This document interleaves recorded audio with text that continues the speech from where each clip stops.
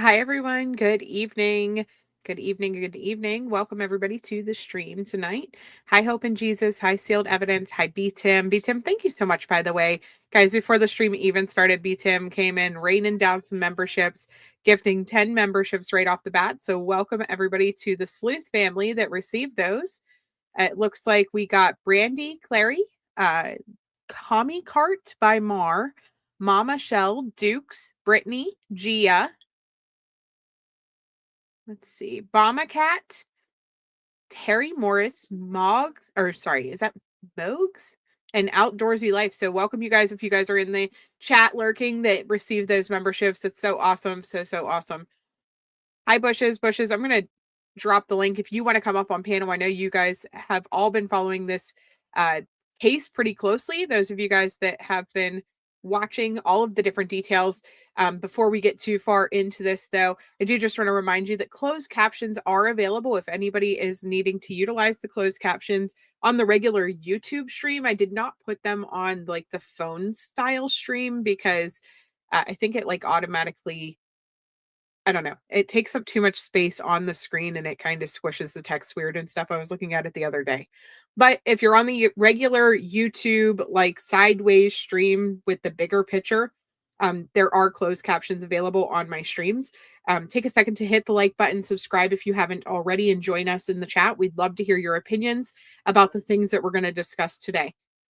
So this evening we are going to discuss missing 12-year-old Ryan R.J. Davis. He was found safe by the United Cajun Navy yesterday. I did not get a chance to go live with the press conference, but Sleuthy Sweetheart did uh, share or she posted, I should say, the press conference with the boosted audio, which we're going to go ahead and watch it, and I'm going to boost the audio a little bit more even than what she did. But going to use her copy because it does have the best audio out of anybody's that I've seen so far. So this is a link though to Sleuthy Sweetheart. If you guys want to follow her page, she's been uh, not a member, but she's been a chatter with us, a member of the Sleuth family for a while, kind of watching some of the streams and stuff for videos that we have done in the past. And she does have her own channel as well, just smaller channel. She posts a lot of press conferences and things like that for cases that we follow on a regular basis. So she is there. Hi, Mel. Yeah, you haven't seen a live in forever. I know. Hello from Canada. Welcome to the stream, Mel. Yeah, it's been a while. I've been going off and on simply because of medical stuff and just busy life. I fell, which is a whole story in itself. But my daughter's medical stuff and things, and now we should be completely back into this. I'm hoping for at least 2 to 3 days a week. We could have consistent live streams about different cases and topics, and then uploads. Pretty much going to be around this time whenever we do it, like the 7:30, 8 o'clock ish time frame, because that seems to be when we are finally at home and settling down for the evening. So make sure that you are subscribed though and hit your notifications so that you guys can come in and hear about the different cases and just really anything that we're going to talk about, because we do cover various things. So anyways, let me go ahead and get this press conference pulled up though. So this is about Ryan R.J. Davis. He was in Chickasha, Oklahoma, whenever he went missing on January the 2nd at 11:20 p.m. was the last time, or was the time frame that they believe that he walked away. They did end up finding him, the United Cajun Navy. Not gonna lie, I was a little bit concerned whenever they were coming into this, just simply because of some of the drama surrounding the Sebastian Rogers case. I think left a kind of bad taste in my mouth. But they got there at 6 a.m. No, 3 a.m. Let me think. It was like, it was a weird time. They got there. They were only there for a couple hours and they found him around 12:05 yesterday, which I am sure I will see the actual time. And so it was awesome. Absolutely awesome. Yes, I will send you the StreamYard link. Sorry, I only posted it in the thing there. I'll share it also over in Discord and I'll send it to you on Facebook though. Yeah, B Tim. They were only there for a few hours whenever they found him. So I'm going to go ahead and play this press conference, though, for those of you guys who did not see it. I am going to play it at 1.25 speed, just in the interest of time, so that we can get through it and some other stuff. So let me get his stepfather, step monster, did attempt suicide today after his court hearing. He did try to hang himself, and he is currently in the hospital getting medical attention. We'll go into some more details about that later, but they did greatly increase his parents' charges, which is good because they're monsters. Hi, Bushes. How are you? Hi, I am good. How happy are you that we were wrong? I Well, sometimes we you weren't wrong. We were suspicious. There's a right. difference.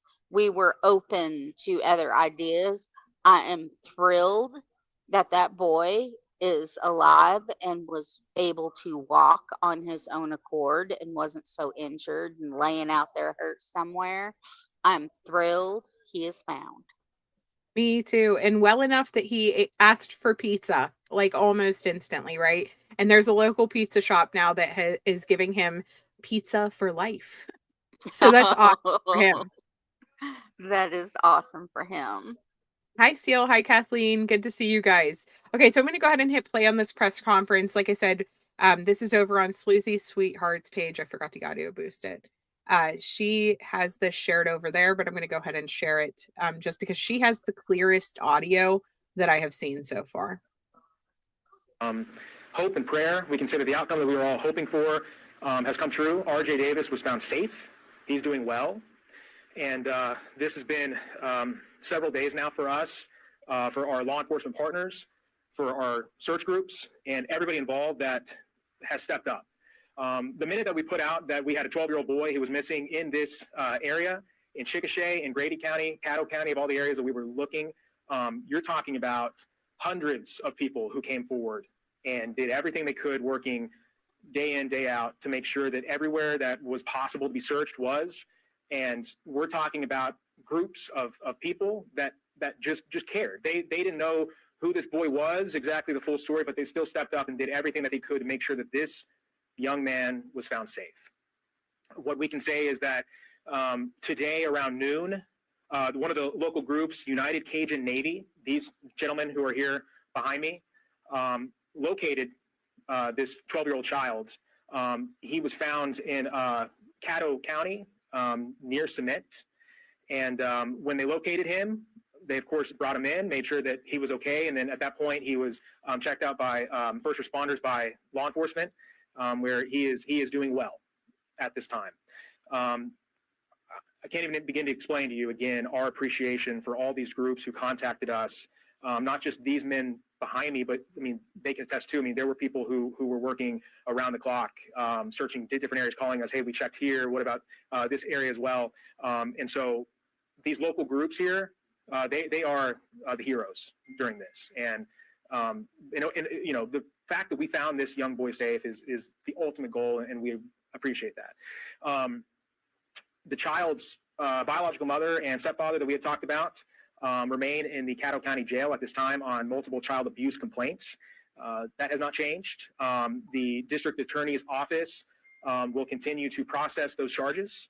And so when those charges become official, when that happens, I will let everyone know. But we can assure you, RJ was found safe, and at this point, he will not go back to that property. He will not go back to those parents.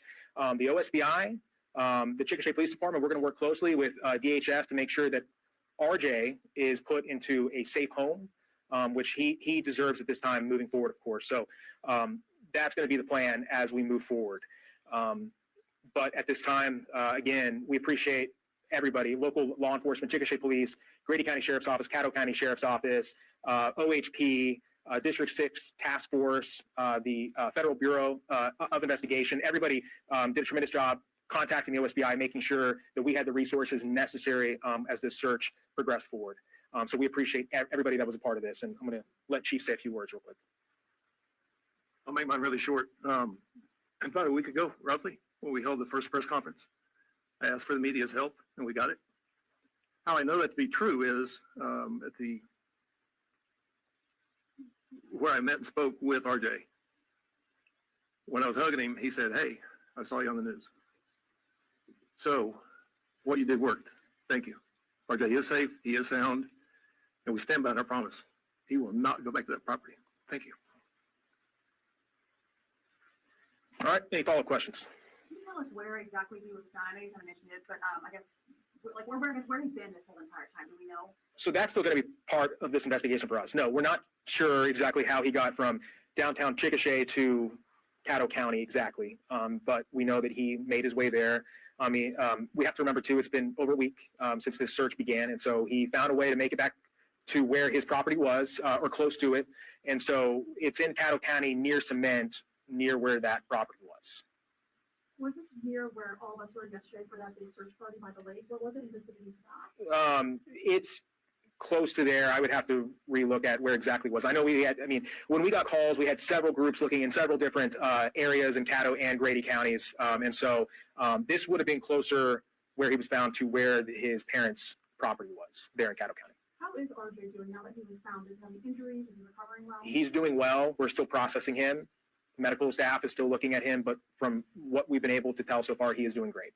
What's next for him? Do you know, once he's released from the hospital, he's going to have custody of him? Who is he going to go into? So he is in state custody at this time, and OSBI is going to work with DHS moving forward. So there are still, we still have to go through that entire process. So that is unknown, but we're going to do everything in our power to make sure that he is at a safe home. Any chance you could hear from you guys talk about what it took to find this and what it means to you guys to know that you found this boy and that everybody's been searching for him? Go ahead. Well, it's been pretty exciting for us to say the least. Long morning, very long morning. We had a little plan where we kind of thought he was. We pulled a big search group out, kind of distracted them and kind of let that area get quiet. And then these two guys went in there and they were the ones that actually located him and brought him to safety. And then we got the cops involved. To say we're excited is an understatement. I mean, we've been on plenty of these. It's been the other way. So when you get to bring one home, it's it's pretty rewarding. It's quite the high. Was he outdoors in a shelter? Can you talk about? He was indoors. I don't know with the investigation. I don't know what I can say. That's up to these gentlemen. But he was indoors. Was this like an on-foot search? Did you use drones to talk to us? It was on foot. It was on foot. Was he alone? Yes.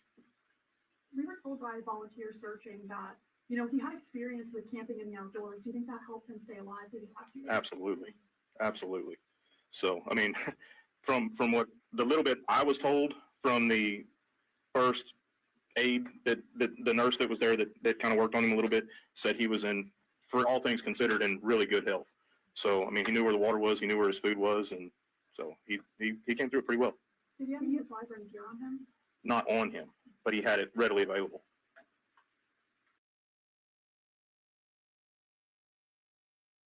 I want to pause for a second just because I am willing to bet. I was thinking about this because he went all the way back towards where he actually lived and was about a mile from his home. And I am betting because this is the third or fourth, depending on which source you look at, time that he ran away. I think that he likely was preparing for this. Like he probably was already taking food, taking things he was going to need to this little hideout area that he has in preparation to run away for the next time that he got the opportunity, if that makes sense. But this is the area that he knows. This is the area that he kind of trusts to be around, if that, I don't know. So he wasn't actually in a room at the motel Cootergy after they found him, and they kind of touch on this a little bit, but after they found him, they take him to police, and police headquarters were at that motel. And so that's why he was there. They took him there. They let him get some food and things like that. You think he had any assistance while he was out? That I couldn't tell you. We'll let everybody get their questions. Can you just walk me through the moments when you made contact with him? What that was like? What was his reaction? Did he have tears? Was he? That's you guys. He gave us a hug and told him that he was safe. Nobody was going to harm him anymore. Yeah. And he gave us a big hug, and he was ready to go eat some pizza. So his spirits were up. Yes, ma'am. He was visibly shaken, terrified, but overall, he was a tough kid. Was he terrified because maybe he didn't know who you all were, and then once he realized it was safe? I think there was that. He did end up revealing himself to us while we were still kind of clearing an area to make it safer to look in depth. And he came out with his hands on. So after we both laid eyes on him, it was like, RJ? But What were his first words to you when you guys made contact with him? I'm sorry. He was real apologetic. Did you think he was in trouble? I think he was more upset that we were out there looking for him. You know, kids in that kind of environment, they kind of learn that anytime the attention's on you, it's a bad thing. So we just kept reassuring him. What did it better most humble? Incredibly.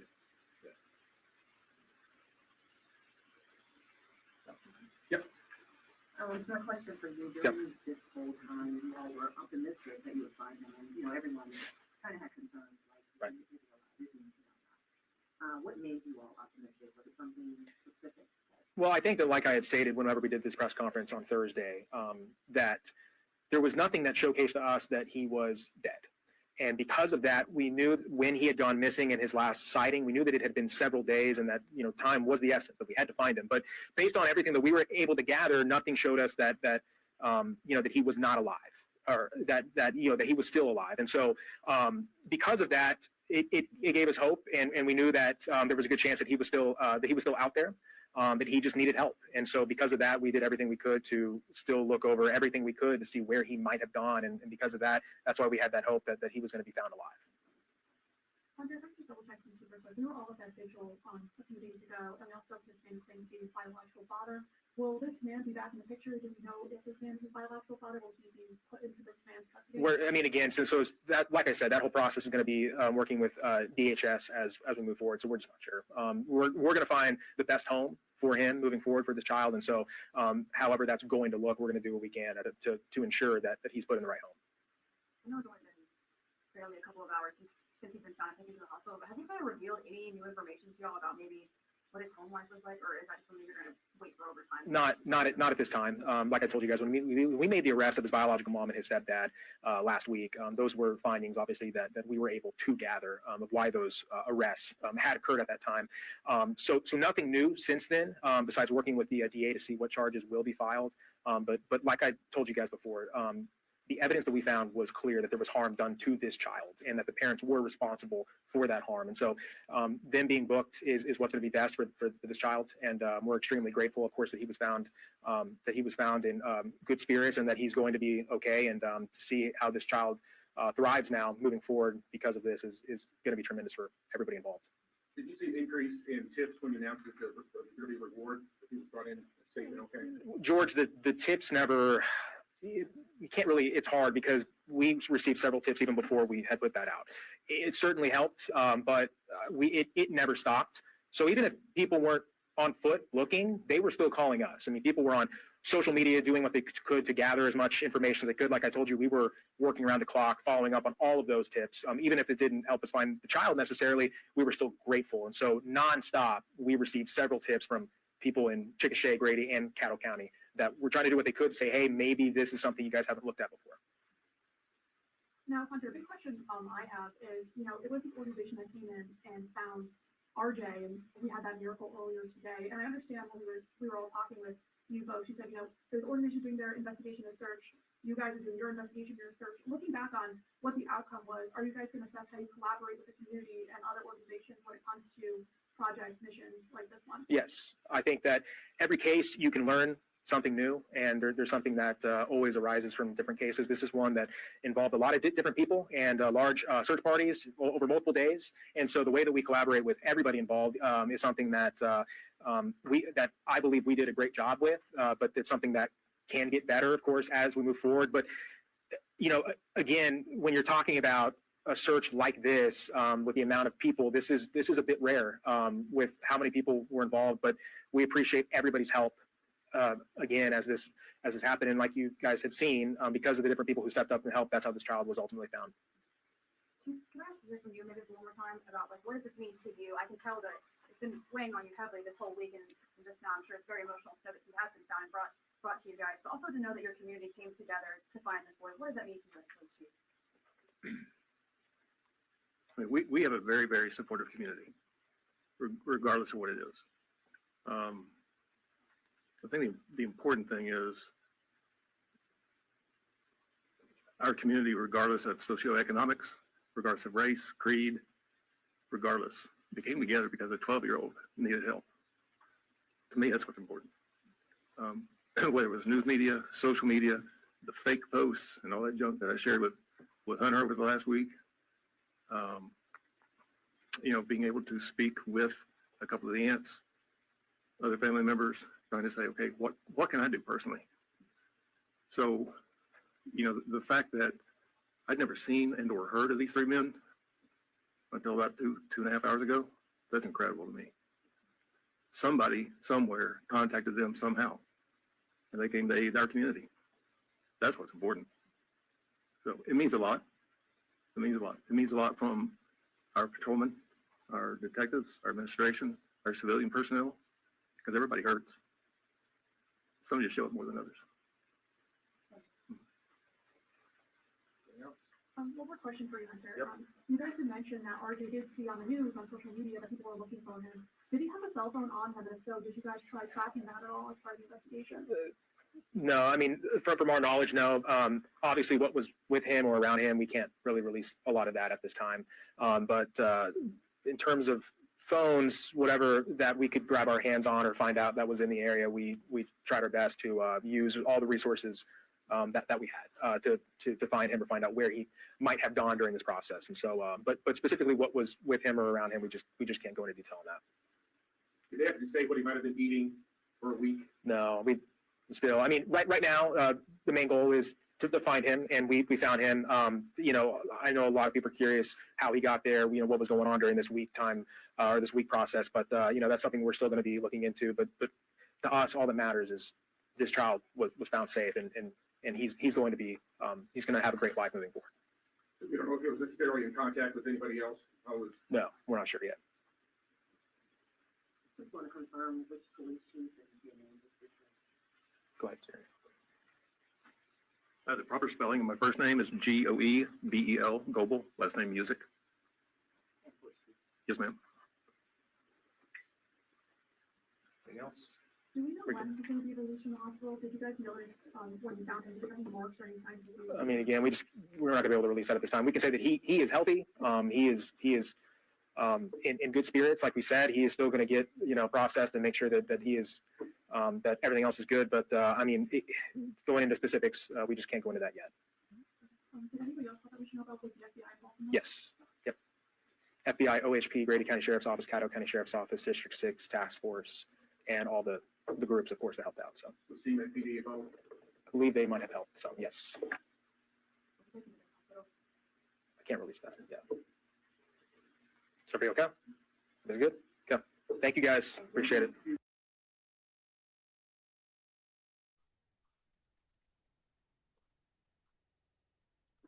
Okay, I'd like to say somebody commented about his biological father. Yeah. I posted a newsreel in Discord. His biological father just got released from prison. I don't know what he did, Oh my why God. he was there, but he was there for 10 years. That's why he hasn't been there. So let's maybe not put him with another criminal. Yeah. How long ago did you put that in there? It was this evening. Okay. Hold on. In the RJ one? Thread. Yes. Okay. Let me scroll up. No, all of this is from yesterday.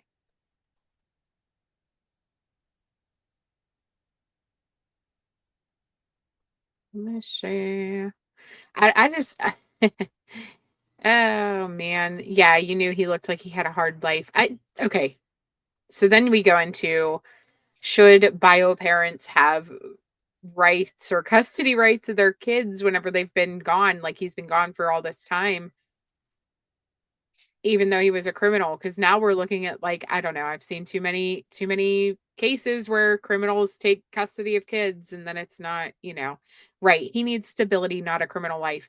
And to me, I feel like as soon as, like, I kind of agree with what Living Life said, as soon as you start seeing fundraisers and stuff like that, people were talking about if he was found safe, we need to make sure that he's provided for, and we need to make sure blah blah blah. They're opening a trust for him, which is great. I'm not saying any of that is wrong. They're opening a trust for him and things like that. BioDad came out last night and attempted to open up a GoFundMe for whenever he takes custody of RJ, to provide for him and RJ's needs. It was the way that it was worded that was like a huge red flag for me, because to me, that almost seems like, you're taking advantage of this situation. This young boy is getting taken advantage of again. And they got it pulled down very, very quickly. Let me show you. This is from the Facebook page here. So the GoFundMe. Okay, wait, nope. Oh, actually, it says she is confirmed now that they must have updated to not be connected to RJ. But originally it said basically that our community has been shaken by the heartbreaking news surrounding 12-year-old RJ Davis. After a period of unimaginable bravery, RJ is safe and has been located after running away from a home marked by severe abuse. His biological mother and stepfather are currently in custody facing serious felony charges. While the immediate danger has passed, RJ's journey towards healing is just beginning. And I fully agree with this, right? He has a long way to go. He has so many things that he's going to have to deal with emotionally, physically, things like that. And so I do agree with the fact that he needs a support system. He needs things put in place. And I think he deserves to have the most amazing life that he could dream of. I'm not saying that I don't think that they should start a trust for him. I do think, though, that trust needs to be very protected to make sure that somebody does not take custody of him simply to be able to access monies that he is being given. But Exactly. anyways, so it says every dollar will be managed by RJ's legal guardian and will go directly towards rebuilding RJ's life. Our goal is to provide him with a sense of security and resources he needs to survive. Professional therapy, counseling, medical care, essentials, education, and support. It says RJ is a resilient young boy who deserves to know that he is loved, supported, and safe. I agree with everything here, except for, it being managed by his legal guardians. I think it needs to Which be put is the into a state. trust. Well, right now it's the state, yes, but I think that they're implying whenever he gets to his forever home, wherever he's going to go, after this, like if BioDad got custody, for example, that way BioDad would have access to these funds. And it was shared by some of the Bio family or alleged family. And so that's where kind of the red flags went off for me, because I agree with this. Like, he has family popping out the woodworks as soon as he went missing and people started talking about providing for his future needs and things like that, if he was found, and taking care of him once he was found. And next thing you know, oh, he's got this grandmother, and he's got, this father, this long lost father, and blah blah blah. So maybe it's because, of course, maybe it's because of the fact that he was in jail. I didn't know that. So that kind of fills in those gaps for that 10-year time period. But what the heck was he charged with? I need to look it up. Seal, get me BioDad's charges. Get me a background check. Yeah, sounds like a grift to me. That's what I'm saying. Hi, Rebel. Yeah, so many are going to see him as a cash cow. I mean, even just the free pizza for life, that is amazing for him. And the free haircuts, somebody else said that he can come there anytime to get free haircuts. That's awesome. I love this community. They have stepped up every step of the way, making sure that he is taken care of, making sure that he was searched for, that he was cared about. The United Cajun Navy was only there because people reached out to the United Cajun Navy to say, hey, this kid's missing. Can you come help search? They got there and found him within like 6 hours of starting to search. It was awesome. Awesome work by them. But again, I just don't want to see this kid get used any more than he already has. Right? We have some horrific charges coming up that we'll discuss in a second here. Let me go ahead and show you guys a couple of these posts from the United Cajun Navy. I was looking for a copy of the interviews that they did today. If anybody has seen like a recording, I guess I should say, because they were on radios and things like that locally. If anybody has seen copies of those radio broadcasts, that would be awesome. Here is the link if you guys ever want to donate to the United Cajun Navy. They go out on different searches for people. They will likely receive the reward for helping locate him. I believe it was a $5,000 reward. So they will likely get that money. I'm okay with that because they are out there utilizing their resources, pulling these teams together and things of that nature to be They able can to go take search for that more people. 5,000 and put it towards another kid. Exactly. And so that's exactly it. So the funds that go to them do go 5013C. They do go to helping searches in the future for other missing people. And so that is their link if you guys are interested in donating directly to the United Cajun Navy. So it says, we are grateful for, which screen am I on? We are grateful for the agency's search and rescue teams, volunteers, divers, drones, operators, boat crews, and community members who chose to work together when a family needs help. None of these missions are possible without unity, trust, communication, and shared purpose. In recent months, our teams have taken part in several major searches in the region. In Oklahoma, 12-year-old RJ Davis was found alive and brought to safety after 9 days missing. In New Orleans, 12-year-old Brian Vasquez, an autistic child, was recovered from a lagoon so his family could finally have answers and closure.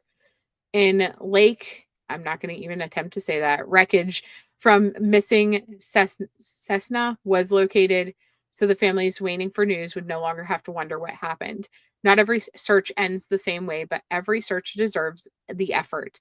Every family deserves answers, and no one deserves to search alone. When we come together, we can bring people home, bring the truth forward, and bring comfort to those who are hurting. United as strength.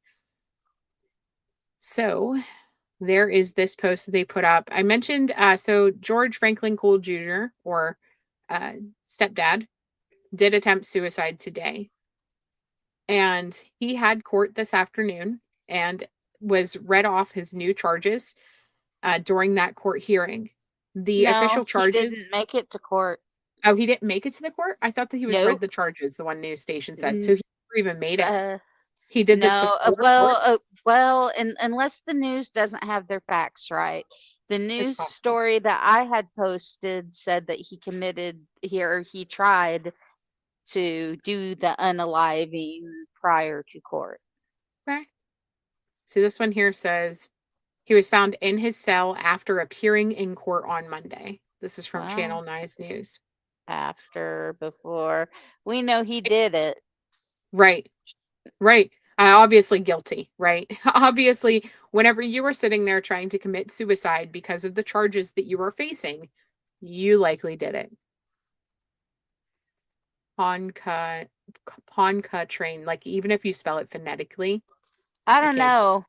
I'm pretty sure he did it, but let's say that even if he didn't, that would definitely motivate me, this list of charges. This is really bad, let alone if you did it.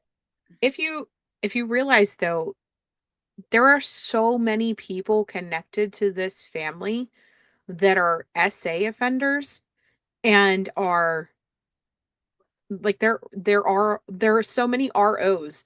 Like it's disgusting how many people that are connected to them, including his dad.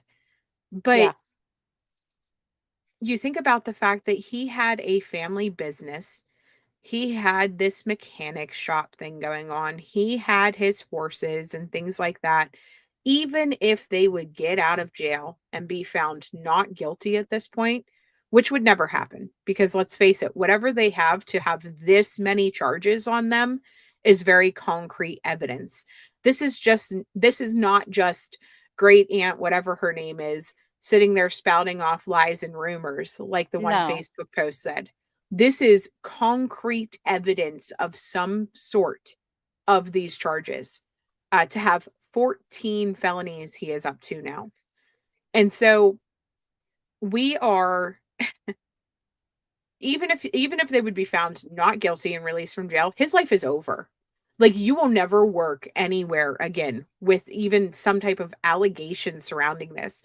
Like, there goes your family business. There goes the horses. There goes everything that you worked towards because you're a monster and a sick one at that, right? This is a child that you At harmed. this point, he can't even own a hamster. Right. Right. Got to do laundry. Cooter G, don't do it. Don't do it. Just say no.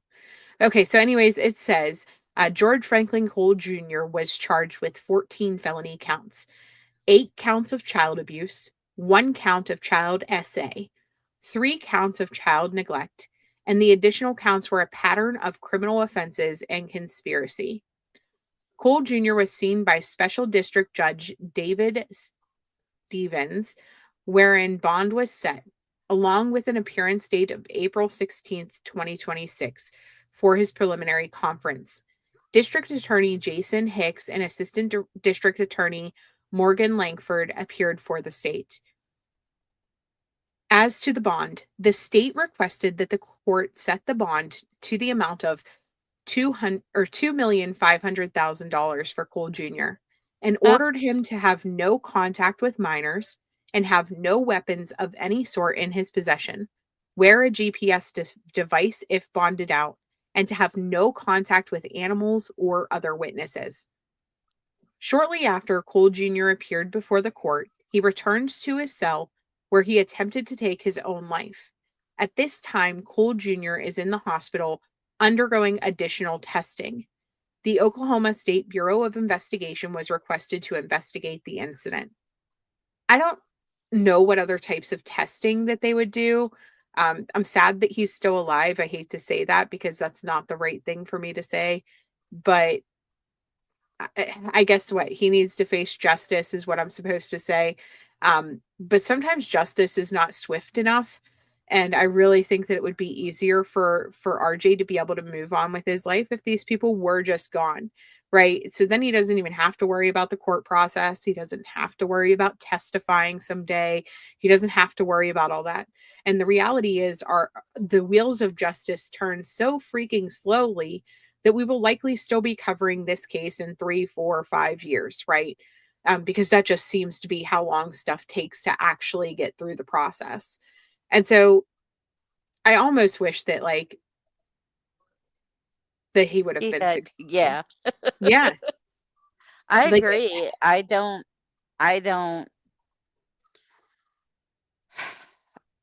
want to see the community go through it. I don't want to see RJ go through it. I think the other kids that lived on the property with them need to be questioned better, and it's just all very ugly. I agree. I agree. And I'm very concerned about how many other children were surrounding them. Like, if you look at their Facebook posts, there's kids out the wazoo in every single picture. And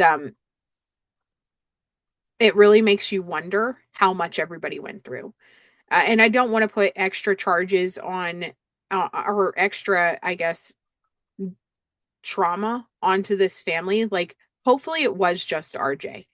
We've seen that before in cases where parents will select one child, single them out, and do horrific things. It's not unheard of. But surrounded by that many registered offenders, and then also being offenders themselves, the parents, it's hard to think that everyone in that home was safe at all times. It's hard to think that, nothing else has happened. And so my heart goes out to them, because if there was something else that happened to anyone else, I hope that they're able to get the help that they need and people believe them. Because that unfortunately is a struggle where sometimes, you're not believed whenever you have those cries for help. So hi BC, how are you? Good to see you. So this is kind of an article about how they found him. It says 12-year-old boy who had been missing for over a week. The dog is laying underneath me and snoring so loud. Can you hear her right now? Sorry for the change of topic, but she is like sawing logs, like so loud. I literally, my foot just rumbled and I was like, what was that? And like turned to look, and it's the dog. Like, Sorry. Anyways, so it says 12-year-old boy who had been missing for a week was found safe Sunday afternoon in Cato County after a targeted on-foot search led by volunteer rescuers. Okay, so Sean with the United Cajun Navy said volunteers located the boy around noon near cement, not far from his parents' property, following days of coordinated searching across Grady and Cato counties.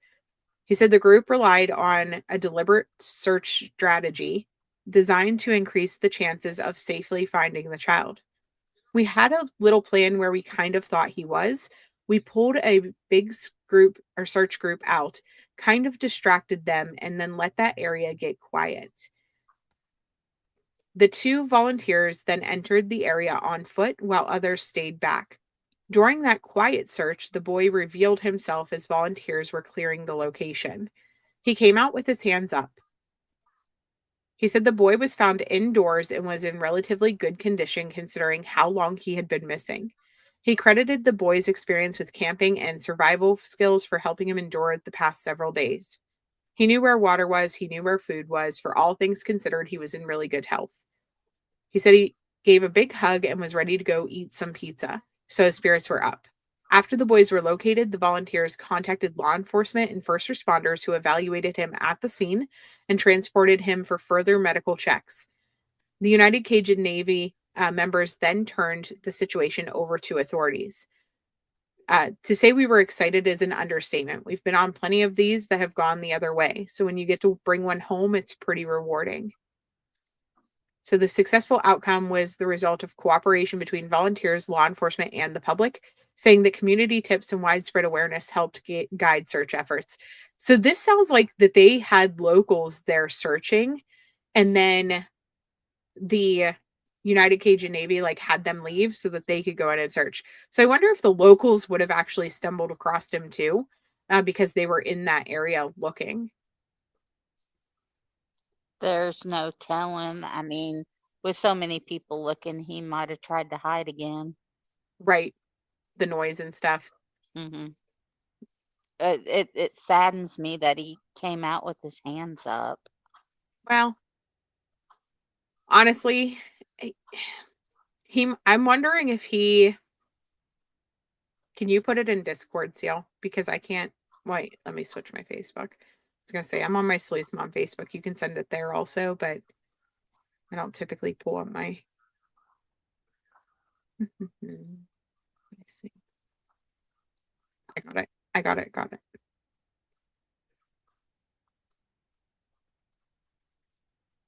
me see. Let me play this random video real quick about George Cole. Release here from the DA's office, and it says that suspect, George Cole Jr., actually attempted to take his own life right before he was supposed to go into court. He's now in the hospital. He's undergoing some testing while his wife is in jail right now on 11 charges. RJ!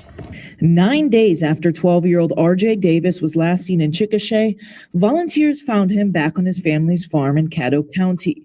While we're still working to learn how he got there, we do know it's an area volunteers peeled through for more than a week. I was worried that he wasn't. The longer it went, I thought, the chances are slim, but kept hoping and praying. Neighbor Vaughn Craddock believes those prayers were answered. He says he didn't know or realize what the boy was going through up until investigators arrested his mom and stepdad following his disappearance. Now, the day before getting taken away in handcuffs, though, they interviewed with us. And we just want our son back home. We want him back. Now, Kimberly Cole is facing 11 charges, 3 child abuse, 2 child sex abuse, 3 child neglect, 2 conspiracy, and 1 crime against nature. Her husband, George Cole, faced 10 charges, 8 child abuse, 1 for child sex abuse, and 1 for child neglect. Now, we're still working to learn the context of those charges, but earlier today, we learned that George tried to hang himself in jail. In the meantime, RJ's in state custody while investigators work the case. And while his future remains uncertain, the OSBI, the Chickasha Police Department, we're going to work closely with DHS to make sure that RJ is put into a safe home. right, so quick correction right there. It was after Cole Jr. had his first appearance in court. Their next court dates haven't been set just yet. Obviously, we're going to stay on top of this. And as far as RJ goes, we're still working to learn where he's going to go next. He's in state custody at this time. We do know he is not going to go back to his parents. His biological father as well was in prison for the past 10 years and is out now. Live in Caddo County, Sean Navarro, KOCO 5 News.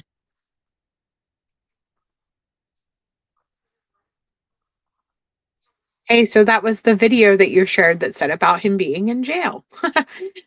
I found it. I found the right one. So here is the report. This is what he was charged with. It is in a Word document because we could not get it to send to me. Seal tried, but here it is. She had to and yes, I don't have Word. So it is not it's going to yell at me the whole time because I am not an active Word user. But it says that he was charged with ABDOM. I was trying to look this up.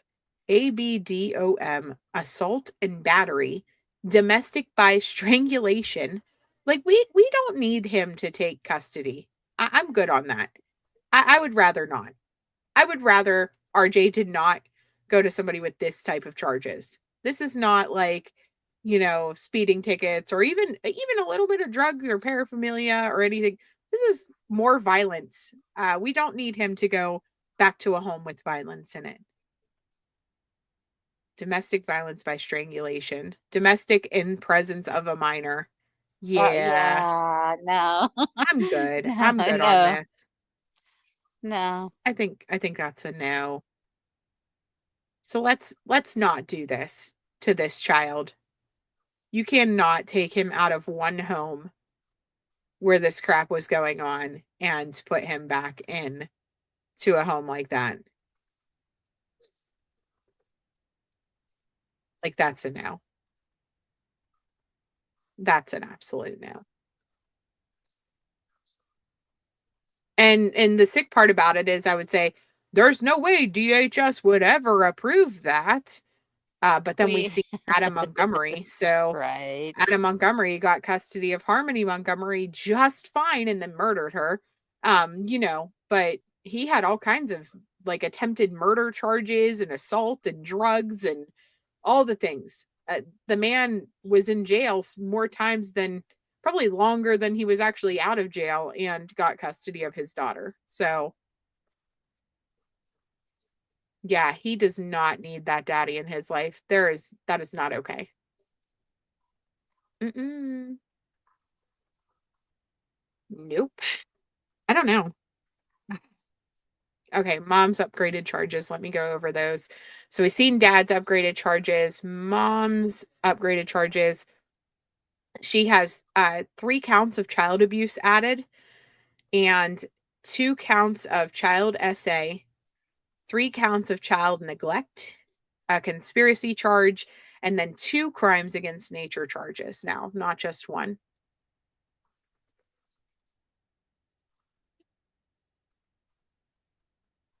So, yeah, why would you even think that would be good for him? Why would you even think? I don't know, Bushes. Well, people didn't realize where he had been and what was going on with that. And they were like, oh, there needs to be a parent. And sometimes we don't need the parents. That's literally why that agency is supposed to be there. They need to determine if he goes back to a family member or not. And frankly, I'm not so sure with everything I've seen with as many people as knew abuse was happening and didn't report.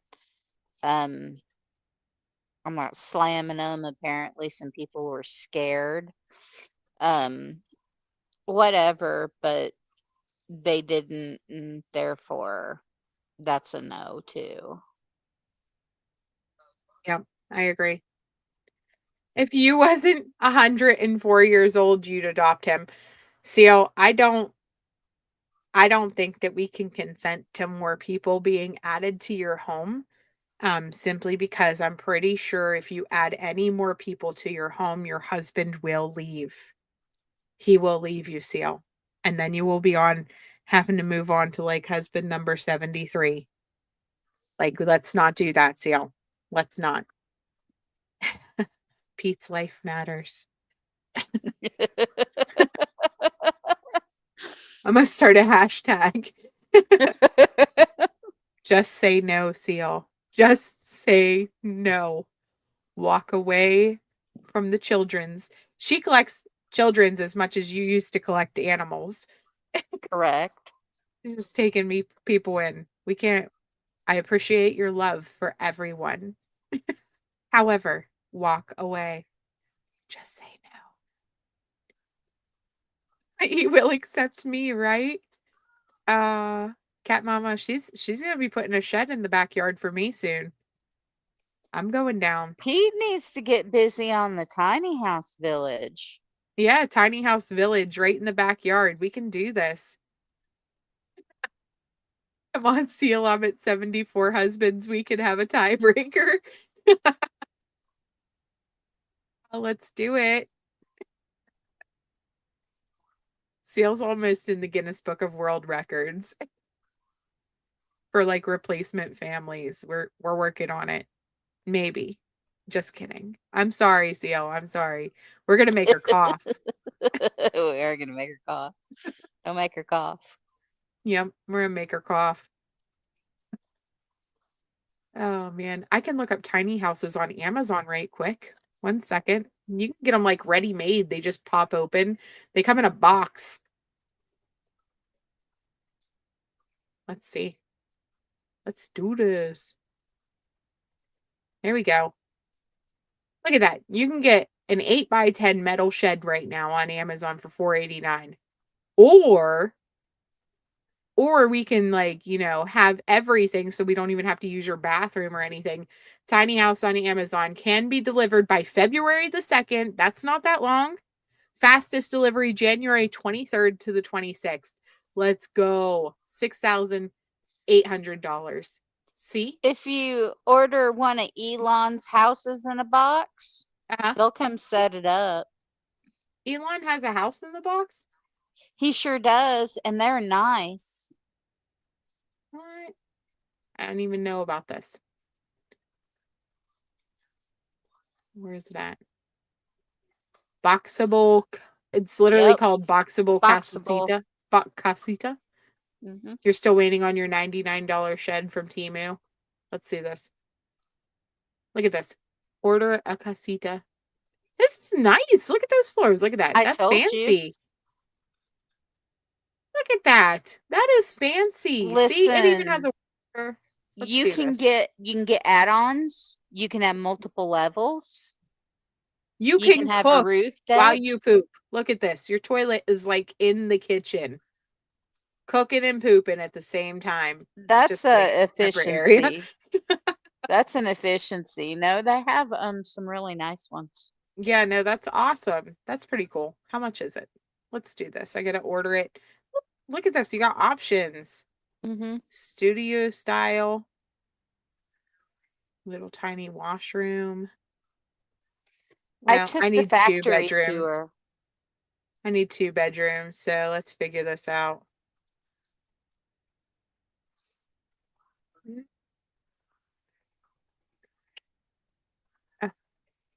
There's no like prices. You have to go to the factory.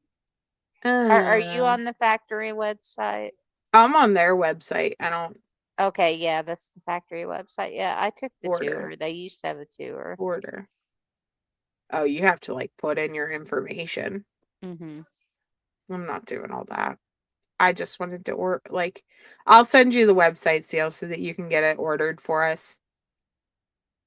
Oh, it's only $900 a month. For how many months? Let's find that out. That sounds like a lot of money.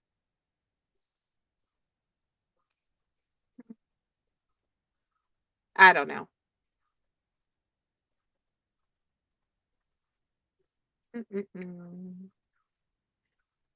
You have the beach house still. Your tiny house was a 12 by 28.